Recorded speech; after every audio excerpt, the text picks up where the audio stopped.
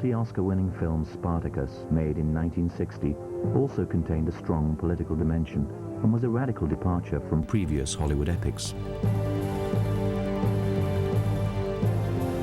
This is a movie being made by the second generation. It's the first one. It's the first epic being made by second generation stars, Kirk Douglas, Tony Curtis, who didn't come into Hollywood until after World War II. And it has a second generation director, Stanley Kubrick. It doesn't have Henry King or Griffith or Wyler or DeMille. And that's important, so that you have a modern sensibility to it.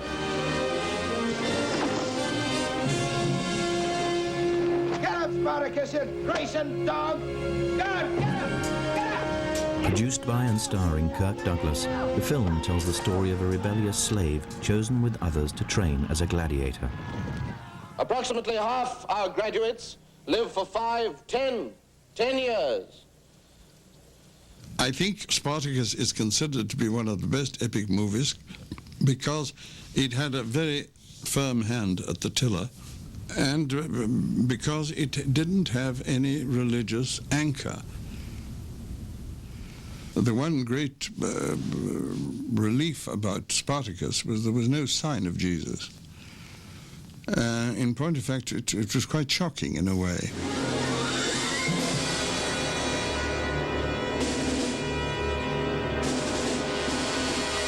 Of all the epics of that era, in the mid to late 50s, Spartacus is the one that has the least directly religious message. But instead of the traditional message of Christianity and surrogate stories of Christ, what you get instead is a Let My People Go movie.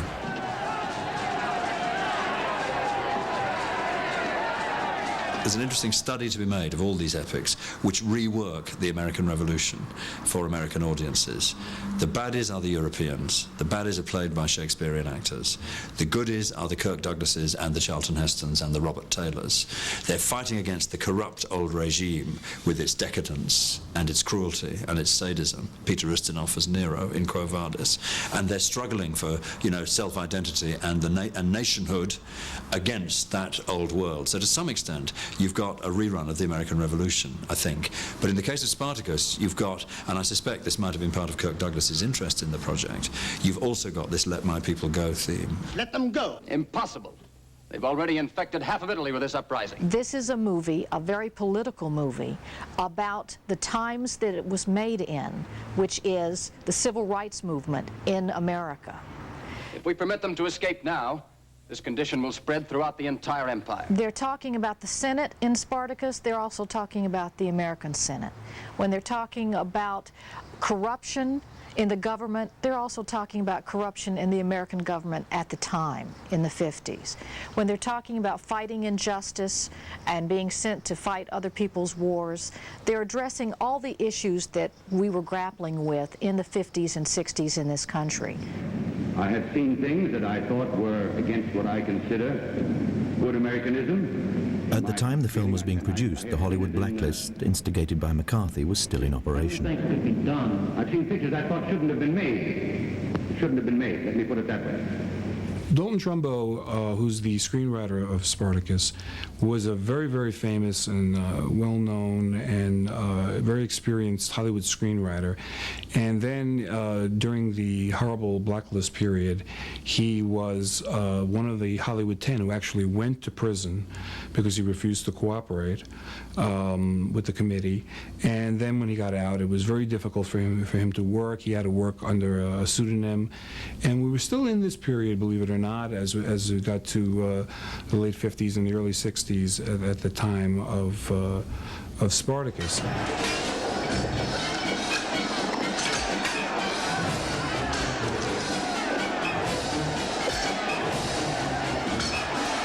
The issue of crediting blacklisted artists was one that concerned Kirk Douglas, and he was faced with the very real possibility that challenging the blacklist could jeopardize not only the film, but also his own career.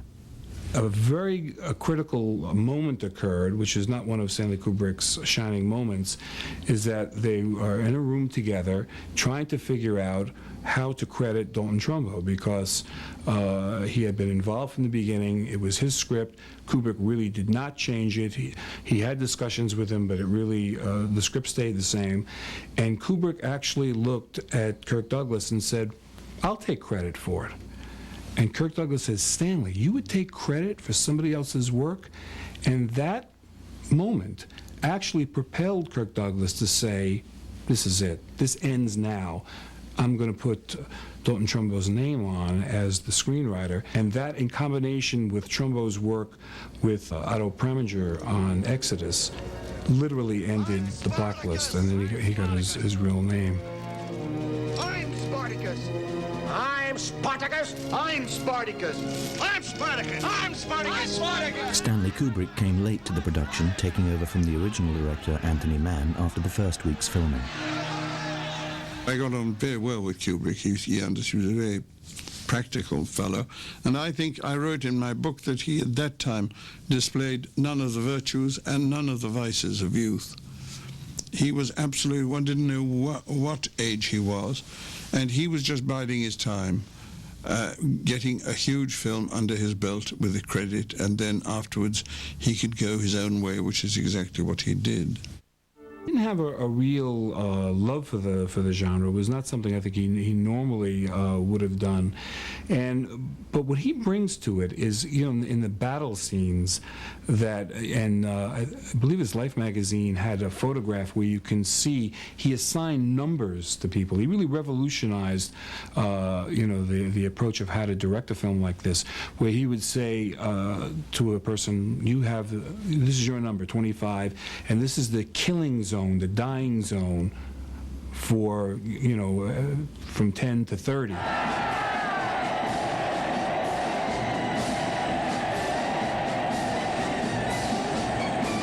I don't think I ever saw anybody more serious than that man when he came on the set. He was always looking and checking things out.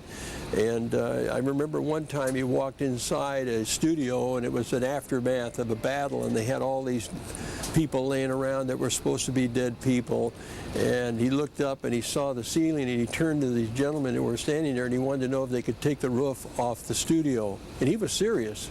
He would do things like he would say, "Okay, I want to dig a hole here so we could have the camera low looking up." Of course, a little movie by the name of Citizen Kane did that, and they thought that Wells was crazy. His legendary perfectionism brought him into conflict with the crew on several occasions.